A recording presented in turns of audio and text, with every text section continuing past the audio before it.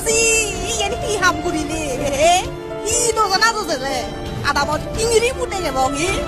সে তো কারি ঘুরিবার আগে পানির তুমি ইয়ে নমল লেগো একটু করি নয় মুইলে মত্তু গোসিন মুগুরি করবো তো তুলি তুলি হালে নো বাবার নো পুরুমি এ নাগান বাসল দিতে লুগুনি আই ছাগল লো নো বাসে সংছে না সয়সি মারিলিও ফেরত দে হাবিলিও ফেরত দে আর লেগা ফেলে লেগা ভাই এনি হই আর সান্দু তুই জি হন না হো তুই জি হন না মারো মা মারো তুই জান মোর মা হেমান তোমার মা মুই মিলে মানু গুজনে গুজনে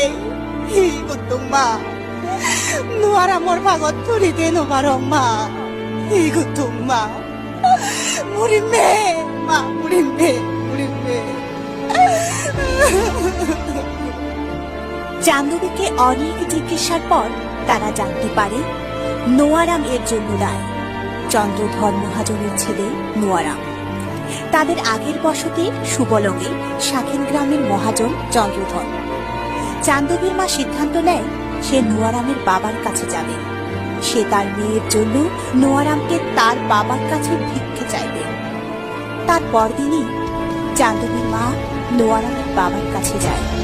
কিন্তু নোয়ারামের বাবা চন্দ্রধর নিজের সন্তান নোয়ারামের দ্বারা চান্দুবির গর্ভবতী হওয়ার কথা বিশ্বাস করে না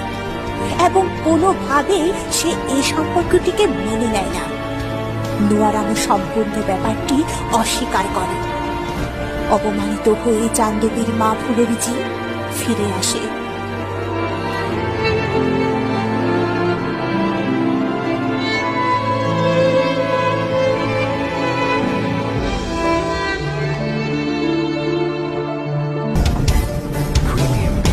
সেখান থেকে ফেরার পর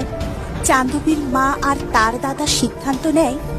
বেশি জানাজানি হওয়ার আগে রুমটি নষ্ট করবে তারা। তার দাদা বলে, সান্দো পরান গুরব সুদগর হনজনে হব নবে পাক আমি কম জায়গা কম মাইনলৈ তোরা বদিব ও দাদা মরে গুরুব মই সুদো করি নবারি এ গুরুব মর ভাব নই এ গুরুব মর হইপা না তুমি মরে মাফ করি দু দাদা তারে হেতে মই সুদো করি নে তারে তুই তুই তো মর